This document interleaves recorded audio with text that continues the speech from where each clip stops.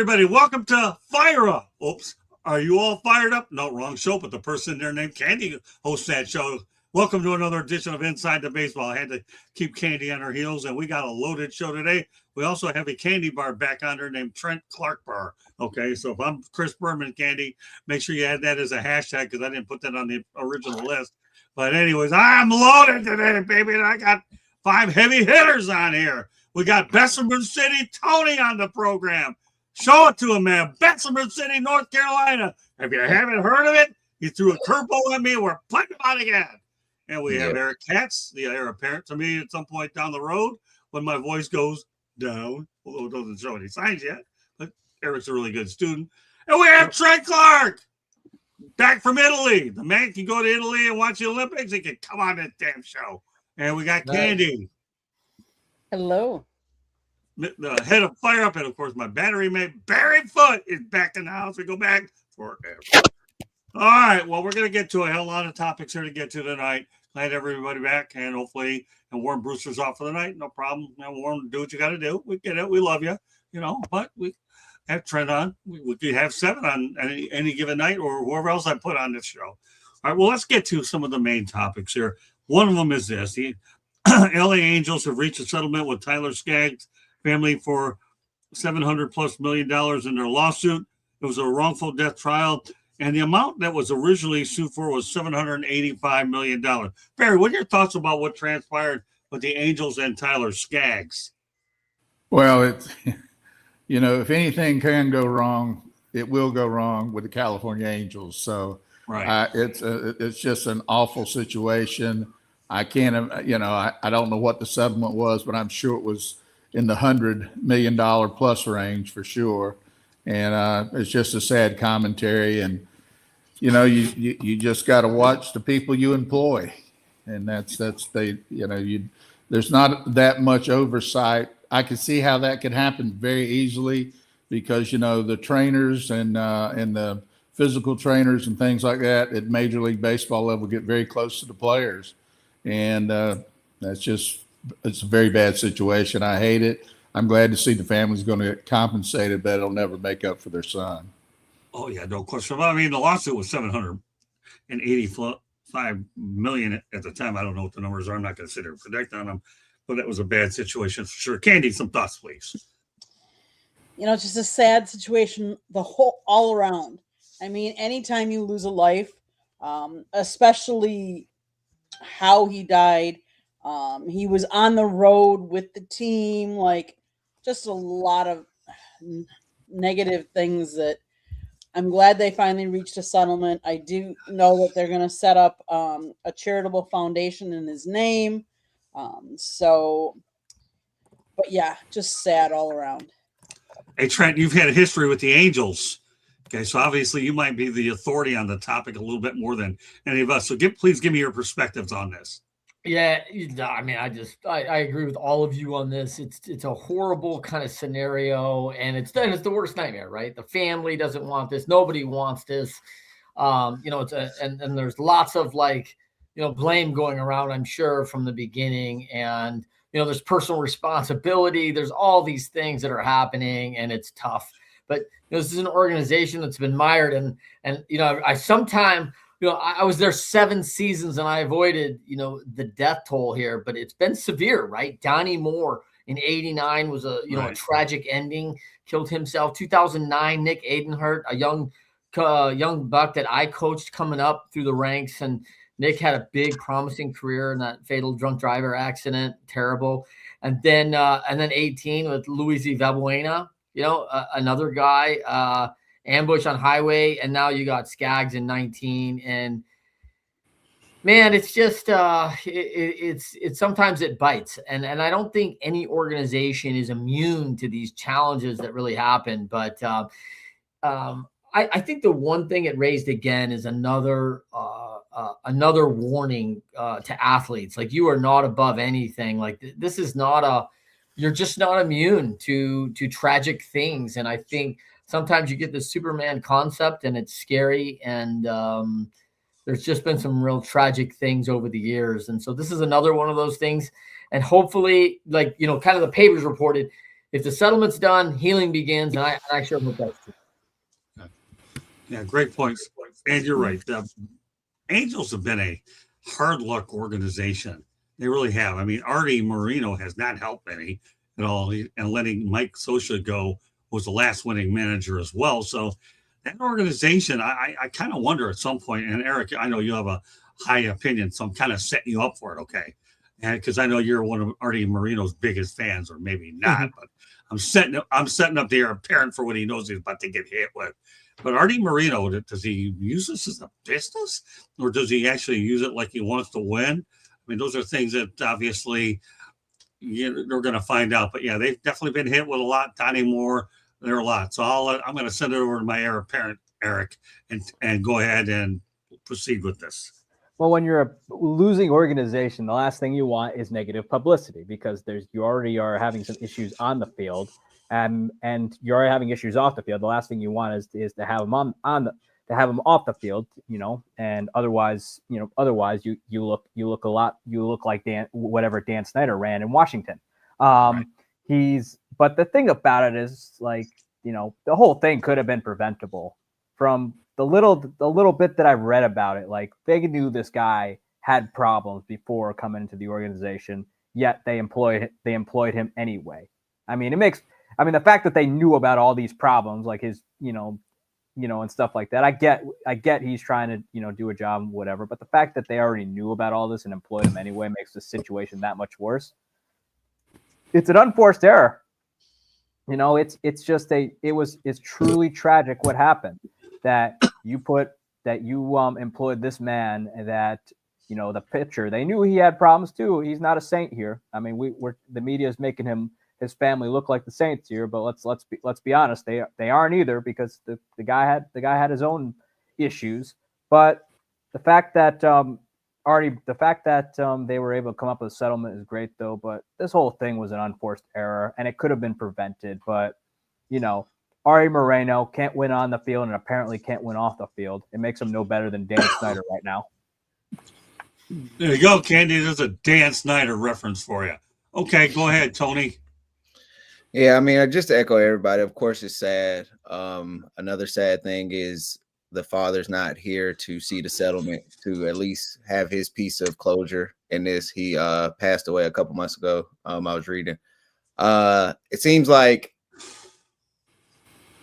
legally they decided to just end this, instead of having to keep going through and hashing it out. I'm sure we're now 7 years almost.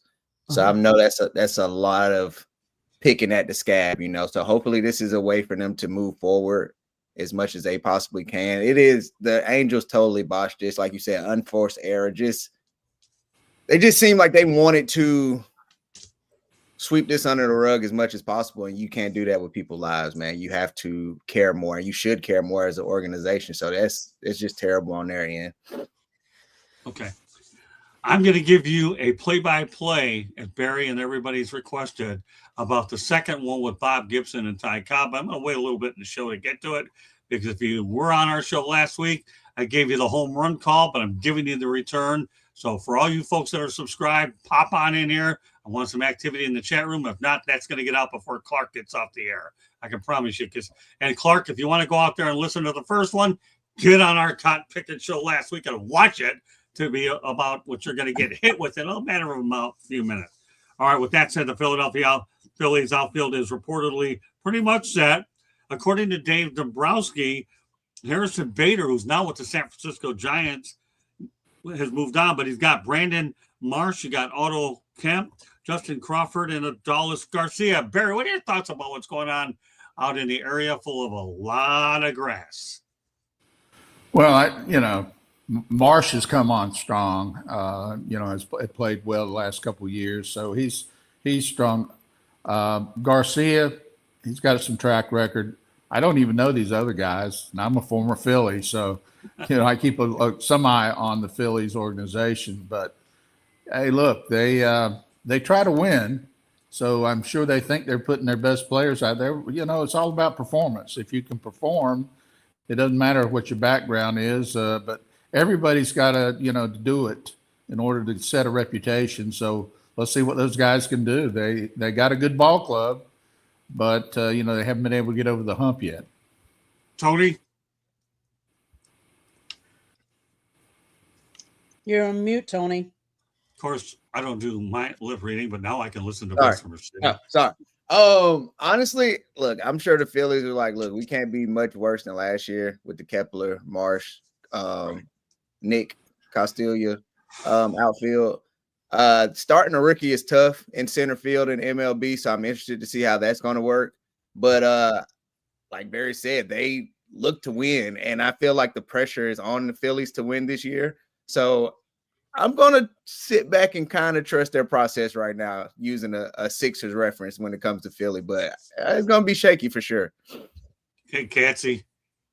I mean, the Garcia signing I liked because he's a two-time All-Star. He's got a track record of success. He was a big part of that World Series team in 2023 with the Rangers. And, I think overall, though, the Phillies outfield is going to look a little shaky. I know Brandon Marsh has been subject to trade rumors. They just for whatever reason haven't pulled the trigger on any deal yet, but they have kind of shopped his name around but overall, though, their outfield is not great. And this is a team looking to get back to the World Series. But unless Garcia is going to have to lead the way here because it's not looking too great, especially center field is going to have a lot of questions regardless of who they put out there. So we'll see how it goes though, but I could see Dombrowski at the deadline doing another deal like for a Harrison Bader like player. Harrison Bader really wasn't expected to come back to Philadelphia. He was kind of a rent-a player that they got from they took advantage of the Minnesota Twins garage sale. Yeah, so overall, though, it's going to be, their outfield is, if Garcia can get back to form, great, but that's what it all hinges on because he's been good, but not nearly all-star caliber like he had been. Clarky. Yeah, I don't know a lot about Justin Crawford as a rookie coming in. I think that's a tough spot, man, to come in and be a rookie in Philly. That's such a forgiving crowd, too.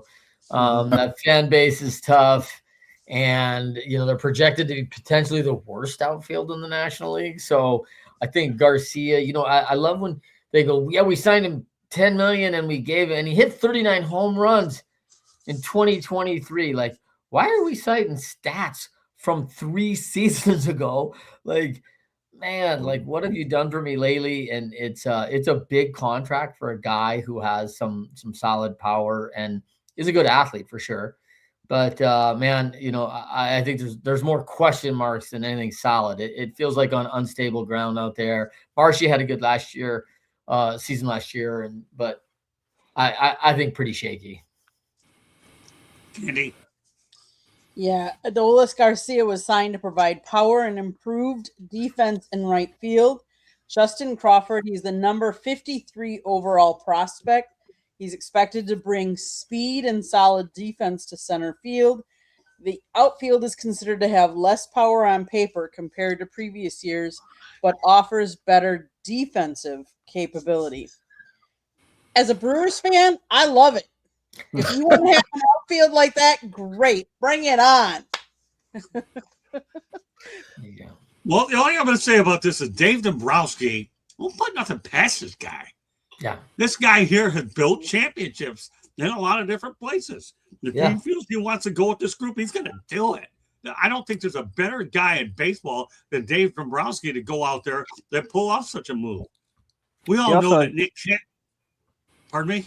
I was going to say, too, he has yet to really do that Dave Dombrowski all-in special that he's known for doing everywhere he's gone. He hasn't yet to do that in Philadelphia. People keep saying this is the year where he does it, and he hasn't yet. Recite. Great minds think alike, Eric, because that's where I was going with this, but glad you did it instead. So here, think about it. The Phillies get rid of Nick Castellanos, okay? They let him go for practically nothing, Nick Castellanos. But Dave Dombrowski's capable of making shrewd decisions all day long. Don't put nothing past them, and we'll go from there. All right, well, I'll tell you what. We're going to stay with the Detroit Tigers, and that's Dave Dombrowski's old team because the Tigers have signed right-handed pitcher Kyle Finnegan to a 2-year deal worth $19 million. Barry, the Tigers picked up Finnegan as a trade deadline guy. They were able to at least keep him anyways. What are your thoughts about Kyle Finnegan being a very strong asset on the back end of that Detroit bullpen?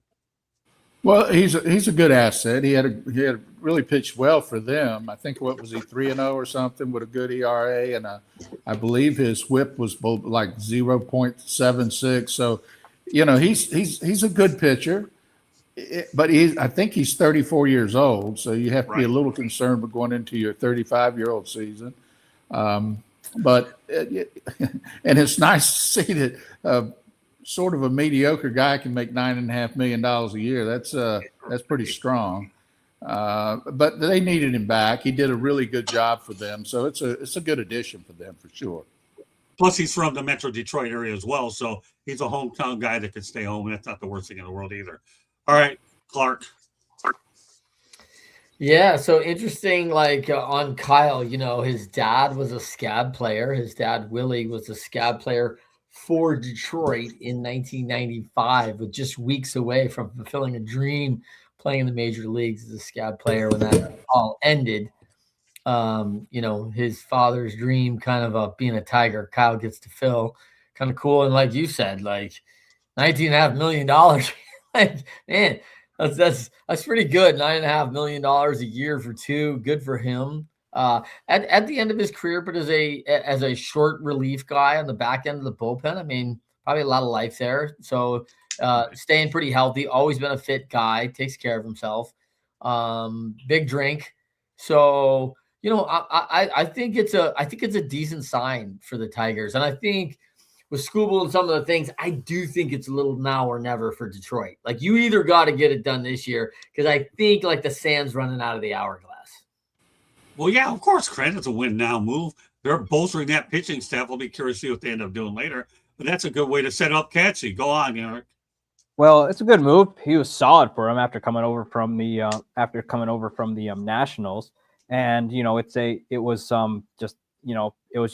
overall great move. He really solidified the back of the back end of the bullpen, because what they were trying to do was kind of run back what they did the previous year, which is just have a bunch of arms and kind of mix and match their closer situation. But it ended up not working out. I know that it wasn't. I know that they're I forget who's in charge there now. Scott Harris. I believe Scott Harris was a Rays guy, and he's obviously Tampa has done that for years and has had done that for years up until actually, excuse me, he's not a Rays guy. He did it in San Francisco and had some success, right. but obviously it didn't work. So they went after him, and they managed to keep Finnegan, who's 34. So they're getting him for you didn't have to spend a whole lot of money to keep him, and he was solid for him. Why not just run that back? So overall, good move by the Tigers, though, because he kind of will hopefully solidify the ninth inning for them. All right, Tony. Yeah, I think his short stint or half a season last year with Detroit is what solidifies it for him. He went 1.5 ERA in the 6 games, 3-0, like Barry has said. And Detroit has to spend the money. They have to go for it. This is probably last year for Skeens, right? This is probably it after this. And you have to try and win it. It's never too many arms, too. And if he showed that he can thrive in a place like Detroit and he's played well there, you got to keep somebody like that. Oddly enough, when you see the money going around, $19 million is great for us. That's not crazy nowadays. These guys are getting paid buku money. So if you can get a solid arm that you already know and you've had in your system that you're used to, you got to bring them back, and they're doing it. Okay, Candy. The Tigers have increased their spending significantly in 2026 to support a contending roster, moving away from their lower tier payroll rankings in previous years. Kyle, so far, his win-loss record is 26-30. Earned run average is 3.55 over his career. 343 strikeouts with 112 saves. Pretty much for Detroit, you always need pitchers that can, at the end, you have your Scooble and you have your starting. You need pitchers to close and pitchers that can eat innings. So good signing for them. And since they're willing to spend more, might as well. Yeah, I think the other thing, that you got to consider at Motor City is that this guy spent 7 years in the minors, right? Like he's only got 5 full major league seasons under his belt, and that does intrigue me from a guy that took 7 years after a college career at Texas State. He signed, so Texas State Division I school, so he's got to wait till his junior year. So he signs at 21. He doesn't even make a major league roster until he's 28 years old.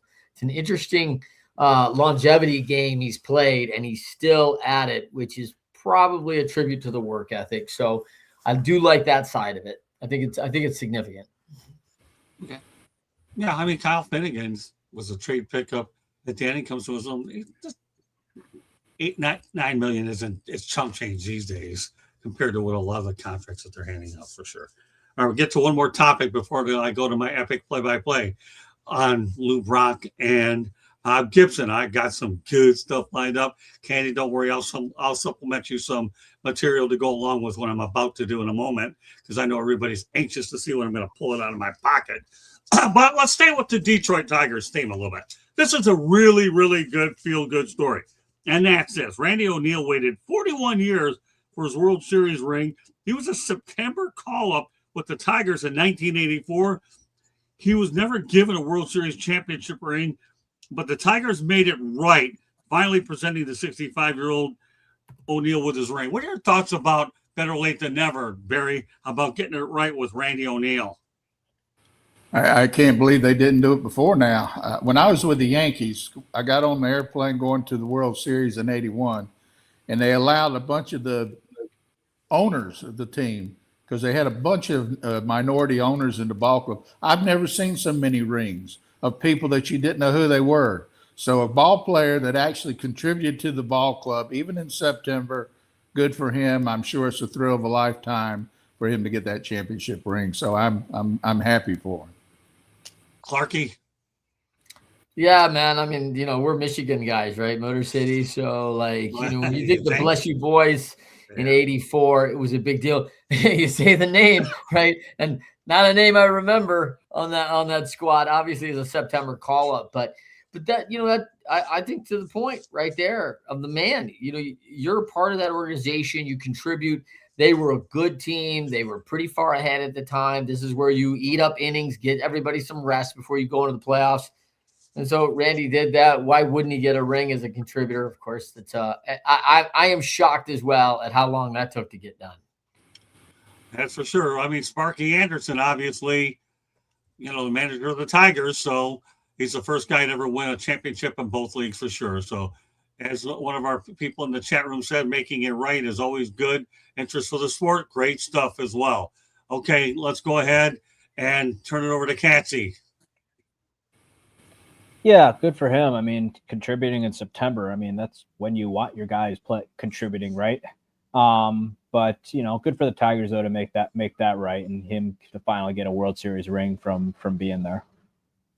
Tony, I don't know if I want to say negligent or diabolical. That is crazy to think about that, right? Like so many people get rings.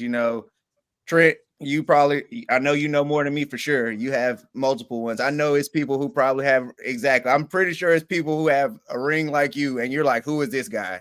Right. So that is crazy. That is super negligent. But I'm sure O'Neal is like, give me my ring. I want my ring. You're never going to turn that down. So I'm glad they finally did make it right. But come on, guys. Got Candy. He was called up by the Tigers from AAA Evansville. He made his major league debut for the Tigers in relief in Baltimore, where his first two batters were Cal Ripken Jr. and Eddie Murray. Wow. Now he was preparing to start against the Brewers lineup featuring a leadoff hitter named Robin Yount. But he said when he was talking about it, and he was recalling that he was so nervous But when you had the players we did back then with Lance Parrish behind the plate instilling confidence, and then Robin Yount struck out, I'm like, phew, I can do this. So kudos to him for, as a young kid going out there and having success for the Tigers to finally, and I don't know why it took them so long to give him his ring.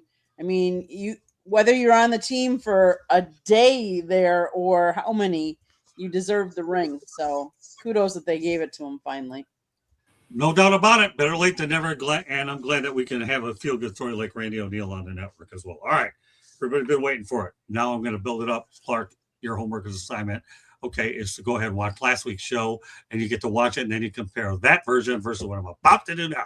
All right, I'm going to set the stage here for Ty Cobb and Bob Gibson. This game is being played at Tiger Stadium in Detroit.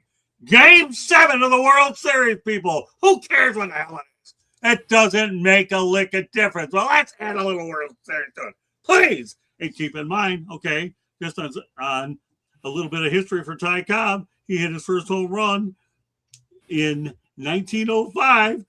That's his first home run. So everybody, he hit his first home run, but now he's going to hit one that everybody, well, we don't know if that stuff goes viral, but heck the heck, it'll be viral in my mind. Who knows if I ever get a play-by-play gig. But tear that motor mouth. Forget the Diet Mountain Dew. I don't need that. I'm fired up for play-by-play. All right, we'll give you a little bit of a version that I've been building up for this here. All right, we have Ty Cobb at the plate, and you've got Bob Gibson on the mound. Mickey Loach, by the way, is his counterpart pitcher, for those of you that want to know. And this is Game 7 of the World Series out in St. Louis. God only knows what stadium it was back then. Who cares? All right, the first pitch by Gibson over to Cobb. Is that Ty? Oh, Ty Cobb don't like that one, and he is backed off. Ty Cobb giving Gibson the old evil look. Then again, Bob Gibson will throw at you anyways. It doesn't make a lick of difference. And now we go back for round 2 here. The second pitch. Another pitch inside. Oh, Cobb is upset. The Georgia Peach is the man known for his spikes. If you get him mad, okay, watch out. Here's a 2-0 pitch. Here's one right down the middle, strike one. So Ty Cobb looking at the 2-1 pitch. Another strike right down the middle. 2 balls and 2 strikes. There's the pitch. And Ty Cobb just got hit by Bob Gibson. Oh, my. In the eyes of Dick Enberg, in the eyes of Scott Morgan. Oh, my God. And what's going on right now? We have a brawl, people. The benches are clearing. Ty Cobb is punching Bob Gibson. He's giving it back to him. Oh, my goodness. Ty Cobb has actually taken his metal spike and spiked Bob Gibson. I might get a little bit of Band-Aids there and some stitches because that's exactly what Bob Gibson's going to need.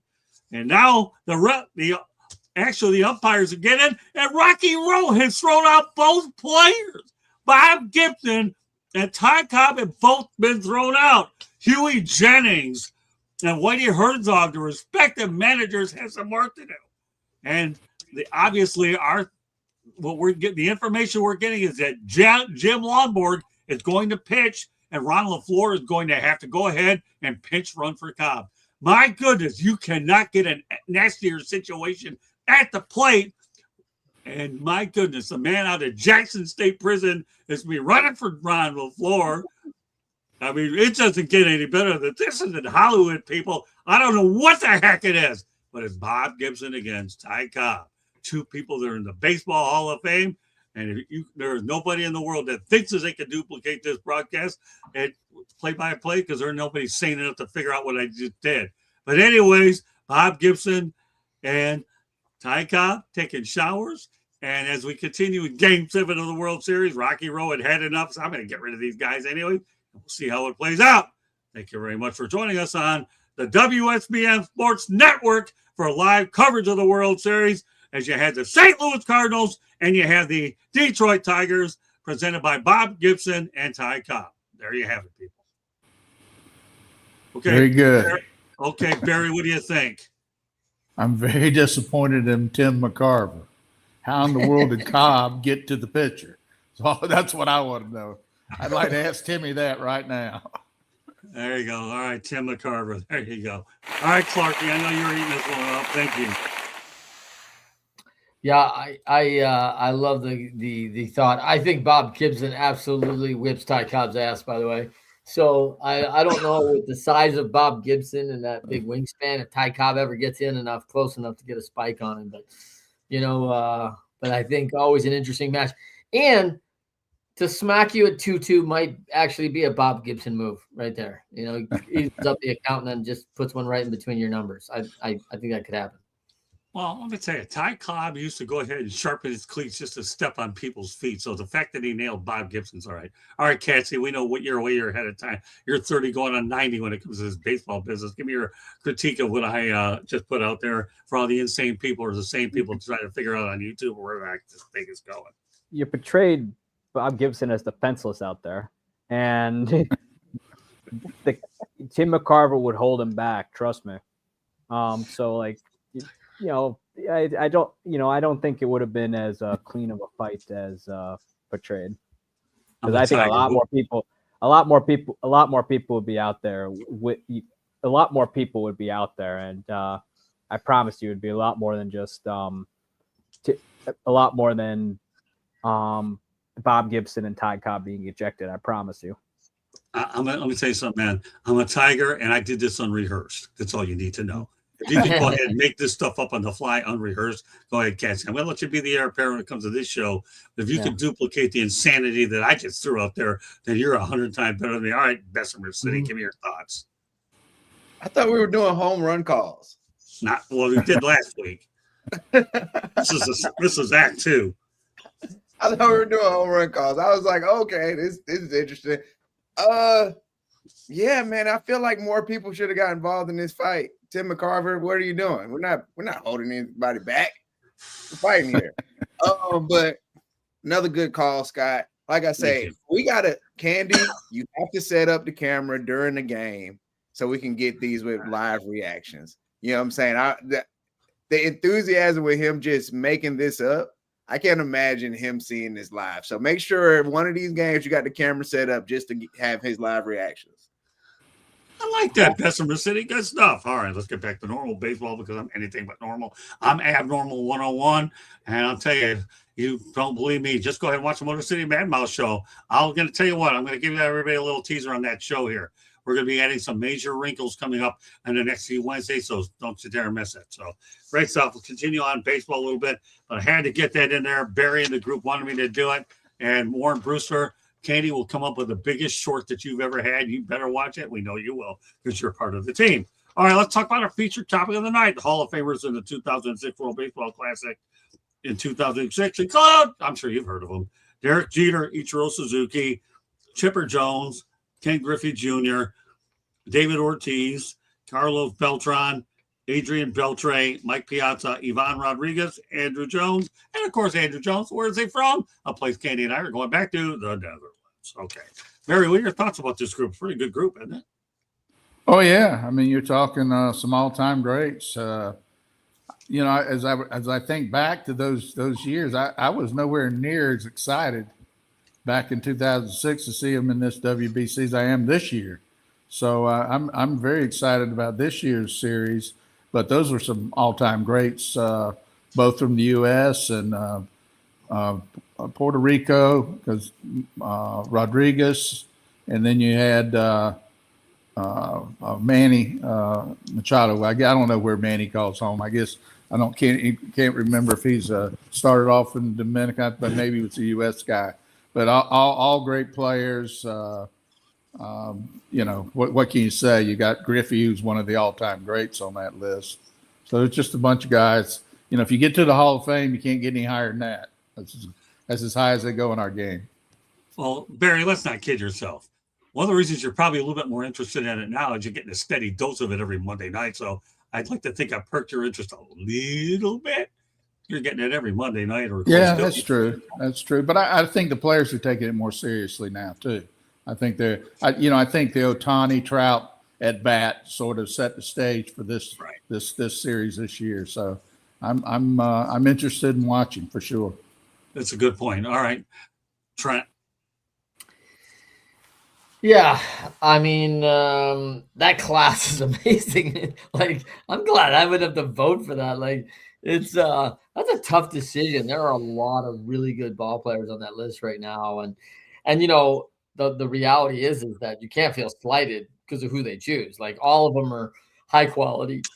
Tough call to make right there. And wow, I mean, it's the Hall of Fame list, right? So Right. not surprising, but man, it really is a who's list, and I feel a little bit bad for a couple folks that just aren't going to get there because of who they're up against.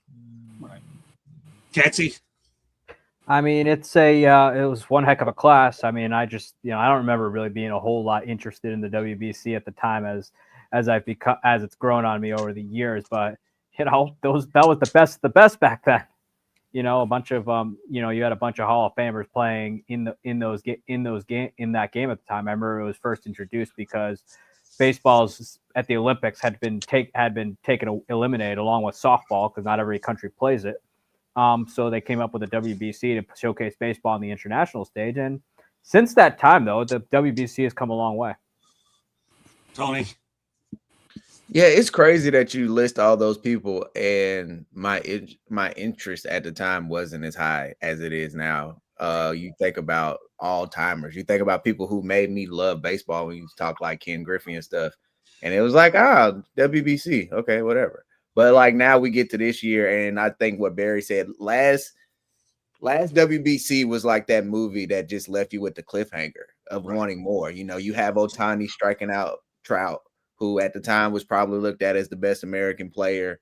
Ohtani's looked at as, the best international player in that sense, and they're going head to head, and we want more of that. So it's cool that the lack of interest at that moment didn't deter the Stars now from wanting to play and be a part of it, because now the eyes are on it more than ever. So we want to see all these great players, and it's cool that they're participating in this. Candy? Back in the World Baseball Classic in 2006, Ken Griffey Jr. played. He batted .524 with 2 doubles, 3 home runs, and 10 ribbies in 6 games. And the list that you listed, Scott, is just an amazing list of baseball players that you just love to watch. I mean, and I'm glad and I'm excited to watch this year's, because I think more of the stars are playing for different teams.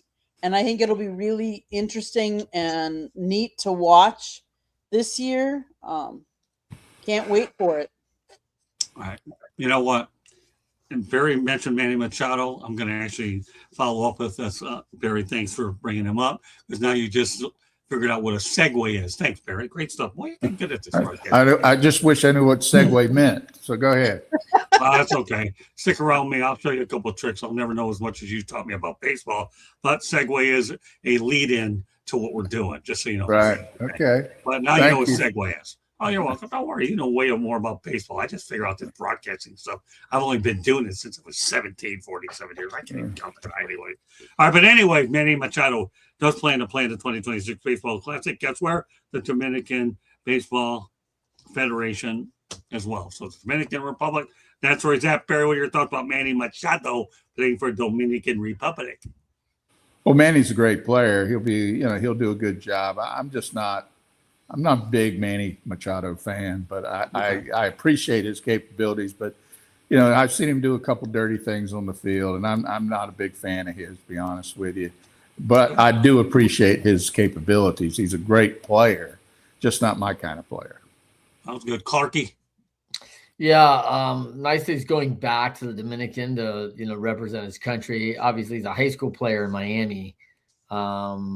Coming out, so kind of similar like Manny Ramirez, who came up to New York to play in high school. And I think there's a lot of pride in the Dominican for baseball and for being the top country. So it's a fun event that you get to go back and represent, right? It's a little bit of the Olympic feel, right? And I think that it's all for pride, and this is a prideful nation. So fun to play for that team. This is I agree with everybody who's talked about the WBC kind of being a distraction back in the day. Now it's really taken on a fun little tournament of, little bit of War of the Roses. And I think everyone thought it was a walkover. The Americans were going to dominate this thing forever. And that's not the way it's played out at all. Canty? Well, I mean, it's a, the game itself has become terrific. But Machado, great player, no doubt, all-star. But, I just don't care. I just don't care for him as it's a player I really just don't care for. Just, he's got a reputation for being a bit of a hothead. He's done some things that was not very good for the game, like when he essentially ended Dustin Pedroia's career. And Milwaukee hasn't gotten over the fact when he spiked Jesus Aguilar, and I don't think they ever will, because they seemingly boo him every time he comes up to the plate. And there's some other stuff in there, especially with Fernando in San Diego. So he's, even though he's a lot less of a hothead, he's still done some things over in San Diego that wasn't very good for the club. But good for him, though. I mean, he's deserving of it. He's had a heck of a career, but no doubt he's probably one of the more polarizing players in the game. Tony? Dominican Republic is full of polarizing players. They're just how they roll, man. You got Fernando Tatis on that team. I think the only person that's not polarizing is still polarizing, because I'm trying to figure out how did Austin Wells make the Dominican Republic team. But for the family, it's like A-Rod. It's like A-Rod was USA first, then he goes to the DR. But I like Manny as a player. He does foolish stuff, but hey, man, a lot of people do. I think this is just icing on the cake for them. They're going to be a stacked team. They're running out pretty much an all-star team of talent, and Manny Machado is one of the crown jewels of that crown, man. So I think as long as he's playing good and he's not trying to hurt nobody before the season, it should be some good baseball. All right, Candy. Machado was born and raised in Miami, Florida. Mm-hmm. He actually committed to attend Florida International University. He grew up a fan of the Florida Marlins. Interesting,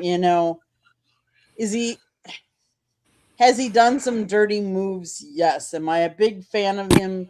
No, but he's 33 years old. He's been in the league since he debuted August 9th of 2012 for the Orioles. Has over 2,000 hits and 1,144 runs batted in, 113 stolen bases. He's been a 7-time All-Star, 2-time Gold Glove Award winner, and 3-time Silver Slugger Award. So, and the last 2 years he won a Silver Slugger Award. So you can't debate that he is a good player. Good luck to him. We'll see how he does. All right, look, since I got Clark on for another 11 minutes, I got to get him in one or two crazy topics, and we'll go back to New York and talk about the Mets, because owner Steve Cohen sells his 18-carat, and I repeat, people, 18-carat golden toilet for $12.1 million. Can you believe that? I never even heard of such a thing. An 18-carat golden toilet for $12.1 million. I've heard of $12.1 million, but not a golden carat, not an 18-carat golden toilet. Barry, what do you think about this guy? I think people get to where they have too much money, and it really. I mean, I'm all for it. I am all for making all you can make, but also giving back. And he should take what he got off that toilet, put it in a foundation, and give it to people that need something, because there's plenty of people out here that that are in need. I just wonder about a lot of these billionaires. I know they give up some of their money, but it just sometimes, especially possibly how he made his money. He came up with a way to sort of cheat the system and got very, very rich doing it. $12 million toilet. Come on. I mean, that's ridiculous. Exactly, and that's why I put it on as a show so we can satirize it. There you go. So that's that. We'll turn over to Clarky. Yeah, it's hard to believe this crap, right? Like, I think that it's just silly. I mean, I probably melt it down is what I do with gold being the price that it is right now. But like, it's just to the point of Barry. Like, there's a lot of things in this world, and this is, it's clearly an ego move. And I tell you, for a buyer, I'm almost embarrassed for them, and I think they should be a little bit embarrassed. I can't see. Give it to me. Well, with him, we call it stupid money, and he decided to spend some stupid money. So, good for him. But maybe he should be focusing more on his adjunct failure of a baseball team on the field than his golden toilet. Okay. All right, Tony. Bessemer City. You're gonna have to. Hey, Tony, do me a favor from now on in the future, okay? I need you to put Tony on there, but in there, I want you to put Bessemer City because that is now your new nickname. All right, I got you. All right. Man, $12 million to poop on something is diabolical. Okay, like ultimately is a toilet, and I am somebody who I hate when people say, "Oh, you got so much money. Why would you buy this? Why would you buy that?" I'm normally the kind of person who say, "Hey, when you got a certain dollar amount, you're going to make some dumb purchases." But that's beyond crazy to think that you would just say, "Hey, man, I want a gold toilet." Like you said, Barry, it is people that need things in this world that you could have provided. I'm talking about literally hundreds of thousands of people that you could have helped with this toilet, and hopefully with this sale, he does something charitable with the money because it's not like he needs another dollar, so hopefully he does something smart with this toilet or this toilet. This guy's building casinos next to City Field. Really? But I agree. I think it should go to charity. All right. Well, let's go to one other topic. Wait. Oh, I'm just messing with Candy to keep her honest. Go ahead, Candy. This functional 18-karat gold toilet was created in 2016 by Maurizio Catalan. It was famously offered to the White House in 2017. Cohen purchased it in 2017. It is one of only two, with the other having been stolen from Blenheim Palace in 2019.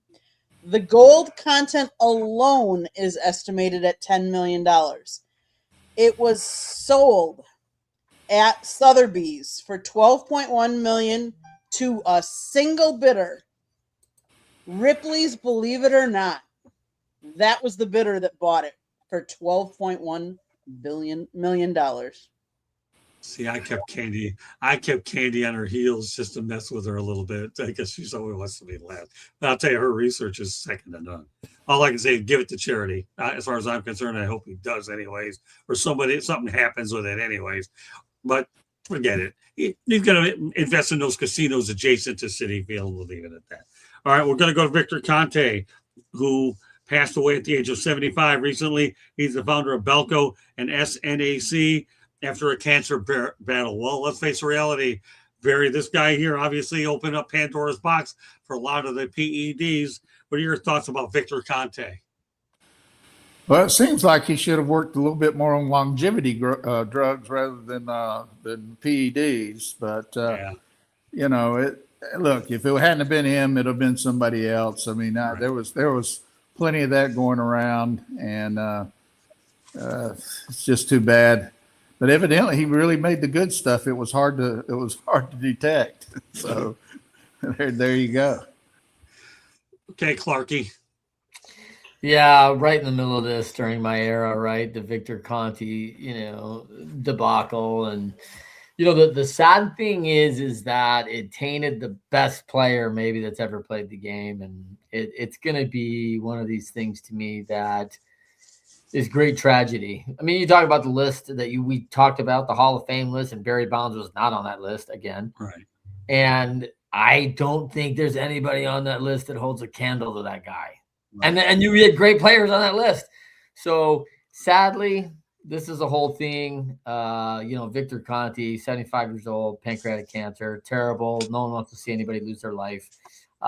It's a tragic kind of tale that he kind of in. The interesting thing about Victor Conte, I'd really like to know, like, You know, he was a bass player in the Tower of Power in the 70s, right? Which is like a funky R&B, which I do not see Stan Conti playing. Like, I'd love to see some old video of this back in the day as Stan Conti hitting the bass with the Tower of Power. But I guess that's maybe where he made his money and started this, Balco and developed his angle. I don't know, but an interesting life lived from Victor Conti for sure. Nothing dull. Okay, Catsy. Well, ultimately, his reputation never recovered after the Balco scandal with Barry Bonds, Jason Giambi, Marion Jones, and others. Which actually some of the athletes actually went to jail for lying. Marion Jones being one of them. But yeah, it's, I think that you can look, you just look at it as a very polarizing figure when he kind of blew the top off of Major League Baseball's steroid problem, which obviously he definitely wasn't the only one, because about 10, 11 years later we had biogenesis, which similar situation, except only baseball players, Ryan Braun and Alex Rodriguez being the headliners there. But it's it's definitely definitely lived a polarizing life, that's for sure. Tony. Super polarizing. And we talk a lot about letting players in the Hall of Fame, even in a special room or with the asterisks. The asterisk is Conti. Like, he is the asterisk, you know what I'm saying? If it's the special room, it should be the room that Conti built in Cooperstown, if that's how you want to put those people in, because he's the cloud that hangs over most of these people. Like you said, I mean, once you go to biogenesis and stuff, that's like the next generation. But over the golden era of steroids, if that's, infamous term you want to use or something, but that would be him. He would be the wing of the Hall of Fame for steroids, for sure. No question about it, Tony. That's a great point. I don't think he'd make the Hall of Fame anyways for what he did, but I understand the asterisk aspect of what you're talking about and the individuals that contribute to PEDs. Victor Conte belongs in the Hall of Shame, not Hall of Fame. But I understand where a lot of people, including Bob Costas, has said, let these people in, but put them in a separate part like they've done. But they still acknowledge the steroid stuff in the Hall of Fame, but there's no way anybody's getting in there. But Tony, you make some excellent points. Candy, I won't forget you. I was just messing with you before. That's okay. I mean, he's had such different things that he's done in his life. I mean, he graduated in high school and received an athletic scholarship from Fresno State University for his talent as a runner. Instead, he attended Fresno City College, but dropped out of college in 1969 after being convinced by his cousin, musician Bruce Conti, to join the band Common Ground as its bass player. He quit that band and he joined another band to go from that. And then back in 1984, he founded the Bay Area Laboratory Cooperative.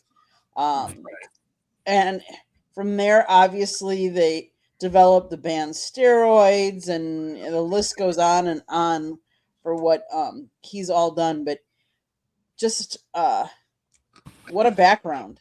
Here he was going to be a runner. He went to college as on a scholarship for running, and then to be a musician, and then a sports nutrition center and steroids, and have all that background. Unfortunately, he lost his life, pancreatic cancer. Okay, let's go to the chat room real quick. Raul Havana, yeah, Pete Rose deserves to be in the Hall of Fame. I have a feeling at some point he's going to get in posthumously, but yeah, there's a debate there. Time will tell on that. Glad you put it in there. All right, we're at the 9:00 hour, so this gives Clarky the opportunity to talk about his book as well as how to get old. We're looking forward to having him back on Monday nights. What do you think of the way this pace of the show has gone on, Trent, since you've been away for a little while? Yeah, love it, man. Love it. Great people, obviously. Thrilled to be back with everybody and some new faces too. And always great stuff. Motor City, always. All right, give us your stuff, book and all. Yeah, you can reach me, Trent, at leadershipity.com. That's leadershipity.com. Feel free to email me directly. I am the author of Leading Winning Teams. I am a growth coach. You can always email me and book time with me, and I'm happy to help you get unstuck and always thrilled to be talking baseball as another season moves forward here in 2026. It's going to be a dandy. Glad to have you back on, Trent. Really am. You know, I have Warren Brewster. We have you. We got Barry. We got Candy. We got Eric. And we got Tony. If this isn't a super team, then tell me what the word super team is. All right, Clarky, go out there and do what you got to do. We'll see you next Monday night at 8 o'clock p.m. Eastern Time, 108.6 Baseball Talk. A couple more topics to go before we wrap this puppy up. And one of them is who's going to be bringing you, who are you going to hear on Fox Sports when the baseball World Baseball Classic gets going? I'll tell you who you're going to hear. You're going to get Derek Jeter. You're going to get David Ortiz. You're going to get Alex Rodriguez, Kevin Burkhardt, Joe Davis, Adam Amin. By the way, I met Joe Davis in L.A. a while back, one of the classiest guys in the world. Adam Amin, Kevin Kugler, John Smoltz, A.J. Pierzynski, Adam Wainwright, Ken Rosenthal, and Tom Verducci. I met Tommy years ago in North Carolina. You got some pretty good people on there, Barry. What are your thoughts? These are the guys that be bringing it to you. Have you heard any of them? About any of them? I've heard tell of this guy Jeter. I think that's Eric's guy. But yeah, that's a good group. I really like Brzezinski since he's kind of gotten into this. I think he does a good job. So yeah, that they got great analysts for this, and a lot of the best stuff happens post game when you got Jeter and Big Papi and Rodriguez. So I'm looking forward to it. Yeah, I like Brzezinski. I have to. He's a catcher. I get along great with catchers. I played the position. So did you. Well, he'll be one of the smartest people anyway. Exactly. Great minds think alike, Barry. Okay, Catsy. Good group. I mean, they've been doing all that for a while now. Derek Jeter is, I think, kind of gradually getting better. Obviously, he's with a few different people there. I know, but it's cool to see. I mean, it's on Fox, so obviously they were going to bring out the guys. So,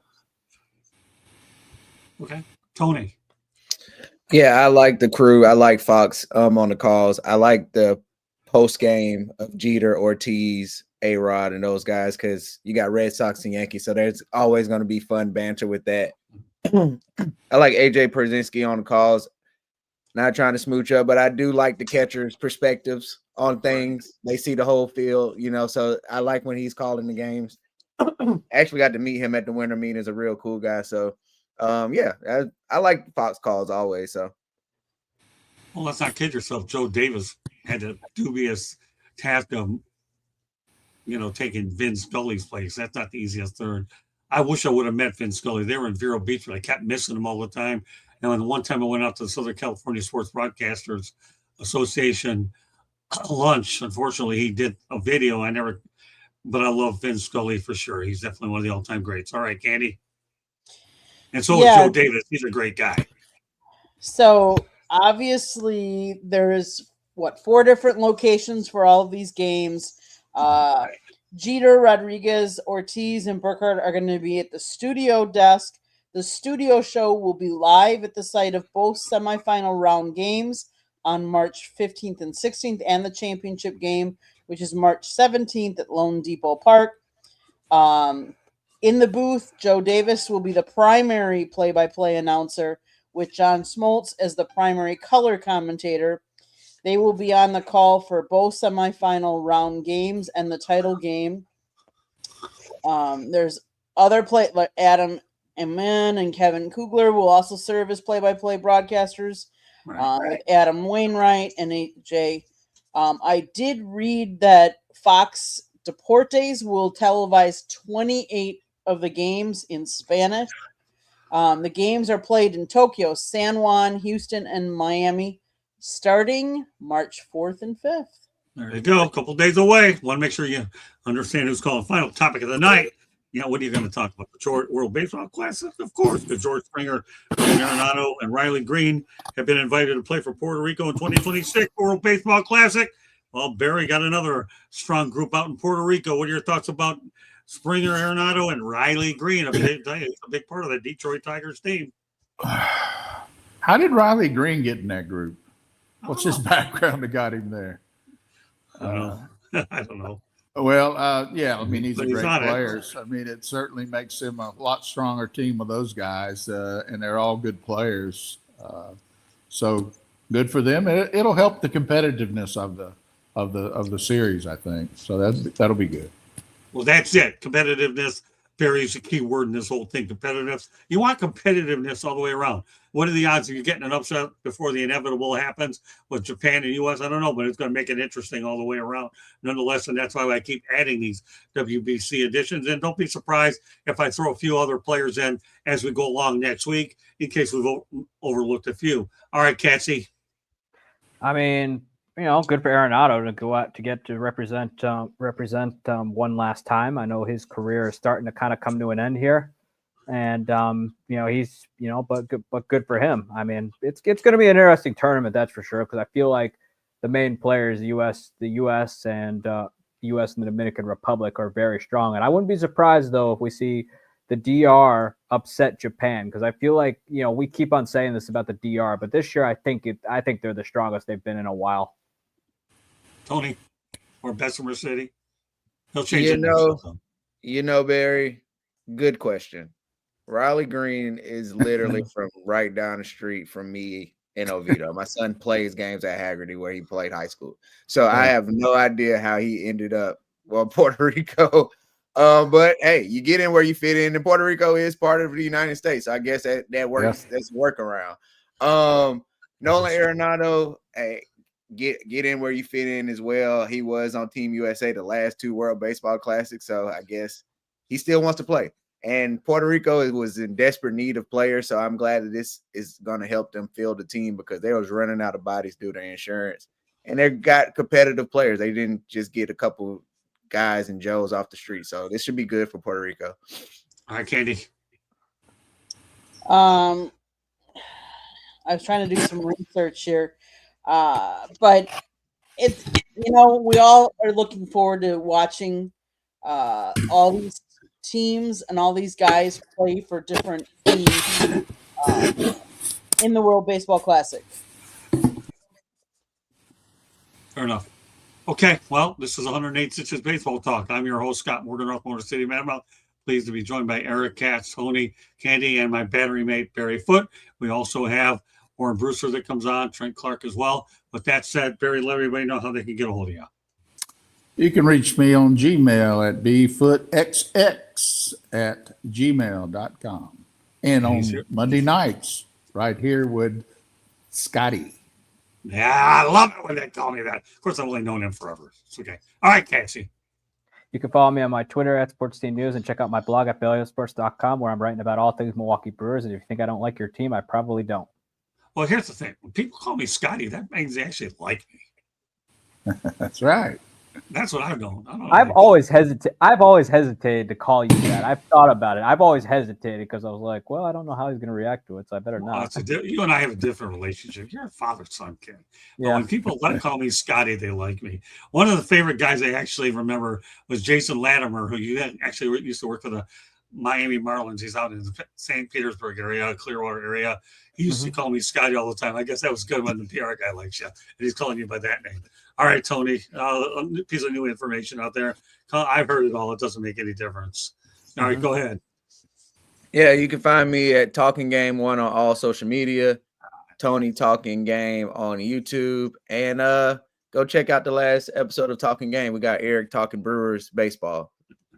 Boy, I love it when my guys work together. All right, Candy, give us a station break. Final one of the night, anyways.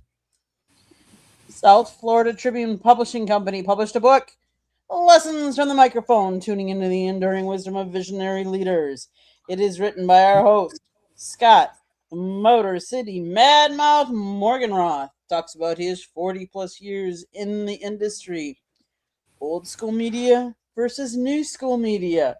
Get your copy today. There's also a picture of a young Scott with a young Tommy Lasorda. Get the book to see the picture. It's available on Amazon, Barnes & Noble, Kindle, Google, and Apple Books. We also have audio format, so wherever you get your audio book.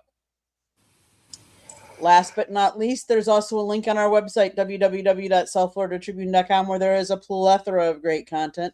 So go check it out. If you like to listen to podcasts, you can find us wherever you get your podcasts.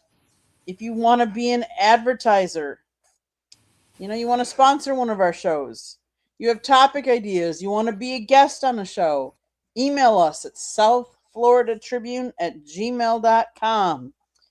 Last but not least, if you see that red subscribe button in that lower right-hand corner, that means you have not yet subscribed to our YouTube channel. What are you waiting for? Just click it, like us, share us with all your friends and family, and then turn on your notifications so you're notified every time we go live. Monday nights is baseball night. Tuesday nights is football night. Wednesday nights, I swear, you never know what Scott's got up his bag of tricks, so tune in to find out. Thursday nights, yeah, come on over to the country club, as Scott affectionately calls it, my fire up show. And you never know what I've got up my bag of tricks, although Scott's got a bigger bag of tricks than I do. So, and then Saturday mornings, make sure your notifications are turned on. Sometimes we'll be going live on Saturdays with more baseball talk. Just depends on how this spring season goes, whether we're out on the trail on the spring training field or if we're in the studio. So make sure your notifications are turned on. Back to you, Scott. Well said, Candy. That's it, man. Baseball, Monday Night Baseball here on the network. 108 stitches baseball talk style. And of course, we have it Saturday. Of course, once we go to the regular season, our starting time, Eric and Tony, just so you know, will actually be 9:00 a.m. Eastern time when it becomes a lone show during season. So just giving you guys a little bit of a heads up. So talking game, and I'll tell you one talking baseball, talking game is his. He does a whale of a job anyways. But talking baseball is one of those shows where we're going to give you a lot of information and load it. And I'll tell you, you talk about two different shows. That one gives you information and insights. This one, I just sit there and throw the haymakers at you and sprinkle a little bit of that and a little bit of that. So it just depends on how you like your baseball delivered. The information, haymakers, it don't make a lick. That's what we want to see in here anyway. So 9:00 a.m. Eastern time will be when that show is, when we get it going again, just to let everybody know if you're putting it down on paper. And we're going to make sure you don't miss anything that I can conceivably find a way to do it. So great job by the group tonight. We had 6 of us: Trent, Barry, Candy, Eric, Tony. And what do? I don't do anything except try to steer the ship and not screw it up. So, but anyways, on behalf of Barry Foote, Candy Ebling, Eric Katz, Tony Clark, and Trent Clark, that concludes this edition of 108 Stitches Baseball Talk. Tomorrow night, Inside the Pigskin. That will start at around 8:30 p.m. Eastern time. So if you want to join us, that's our time. So meanwhile, on behalf of the crew, love them all. Thank you very much for joining us. See you next Monday night. Bye now.